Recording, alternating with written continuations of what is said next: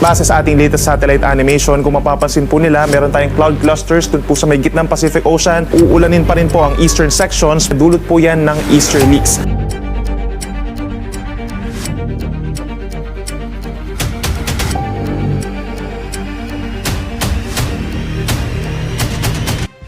Manatiling may kaalaman at manatiling ligtas sa pamamagitan ng pagbisita sa aming YouTube channel para sa mga real-time na ulat panahon sa ating bansa. Laging tandaan, maging alerto at iba yung pag-iingat sa banta ng ulan, baha at pagguho ng lupa. Ngayon, oras na para marinig mula sa ekspertong meteorologist. Bibigyan tayo ng malalim na pagsusuri sa lagay ng panahon at ipapaliwanag ang anumang mahalagang kaganapan sa ating panahon ngayon o sa mga darating pang araw. Sa ating mga kababayan dito sa Visayas and Palawan, partly cloudy to cloudy skies din po. Meron din mga isolated rain showers or thunderstorms sa hapon, lalo na po sa may eastern Visayas. Dito sa may southern portion ng Visayas, particularly sa may Bohol, possible yung mga kaulapan, and southern Leyte, dulot po yan ng easterlies. Sa ating mga kababayan naman sa Mindanao, base sa ating latest satellite animation, kung mapapansin po nila, meron tayong cloud clusters dun po sa may gitnang Pacific Ocean. Uulanin pa rin po ang eastern sections, particularly ang Caraga and Davao region. Yung mga pag-ulan natin, light to moderate rains, makulimlim sa halos buong araw, dulot po yan ng easterlies.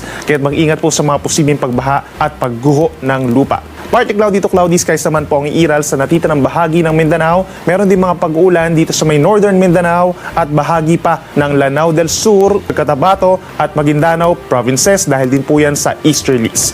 Sa ngayon po, moderate to rough seas naman po tayo dito sa may extreme northern Luzon. Banayad ang katamtaman naman po sa natitirang baybayin ng ating bansa. Lalakas muli ang ating northeast monsoon sa mga susunod na araw hanggang early next week. Kaya magiging maalon muli dito sa malaking bahagi ng northern Luzon at silangang baybayin po ng ating bansa.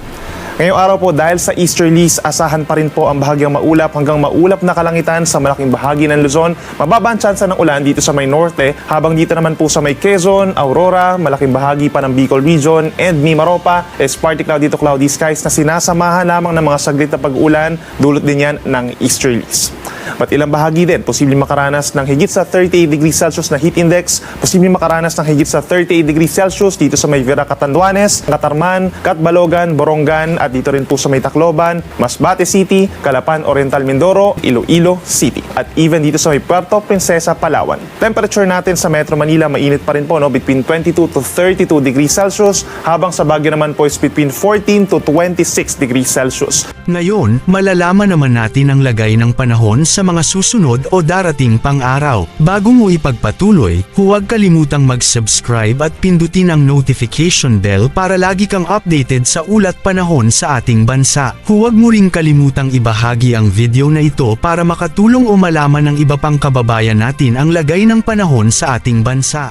Magiging mainit pa rin po sa malaking bahagi ng bansa, dulot pa rin yan ng easterlies at ito pa rin po magdadala ng mainit na panahon at mga pag-ulan sa susunod po yan na 3 araw. Sa Visayas, may mga pag-ulan din tayo kung pag-uusapan natin ang Eastern Visayas. Over the weekend po yan. Dito sa Tacloban, asahan po yung mahina hanggang katamtaman ng mga pag-ulan at minsan lumalakas po kapag meron tayong mga thunderstorms. Kaya't mag-ingat po sa mga posibleng pagbaha at pagguho ng lupa. Kung dito sa may central and western portions of Visayas is partly cloudy to cloudy skies sa susunod po yan na 3 araw. Medyo mainit pa rin po epekto yan ng easterlies at may tsansa rin po ng mga pulupulong ulan lalo na po dito sa may Aklan and Capiz. So kung dito sa Metro Manila halos magkakatulad pa rin po na weather conditions ang iiral, partly cloudy to cloudy skies at may pagkakataon din na mababa po ang tsansa ng mga pag-ulan kung meron man saglit at mahina lamang.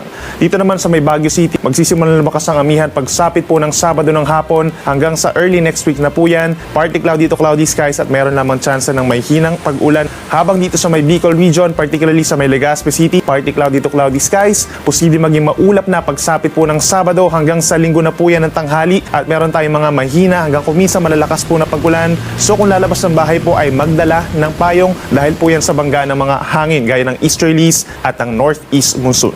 At sa ating mga kababayan po dito sa Mindanao, malaking bahagi pa rin po ng eastern sections, itong Caraga and Davao region ang uulanin dahil pa rin yan sa cloud clusters dun po sa may gitnang Pacific Ocean at medyo mainit for the rest of Mindanao po. Yung ating heat indices posibleng umabot pa sa higit 36 degrees Celsius sa maraming kapatagan. At for the next 3 days din po, itong Cagayan de Oro City and Zamboanga City, makakaranas ng bahagyang maulap hanggang maulap na kalangitan at wala naman tuloy-tuloy na malakas na ulan. Yan muna ang ating weather update ngayon. Sana ay nakita ninyo inyo ang broadcast na ito na nagbibigay kaalaman at kapaki-pakinabang. Maraming salamat sa DOST Pag-asa sa pagbabahagi ng kanilang mahalagang insight o ulat panahon. Samahan kami sa susunod para sa higit pang mga weather update sa ating bansa at manatiling nakatutok sa weather update ng bansa at huwag kalimutan i-share at mag-subscribe na rin.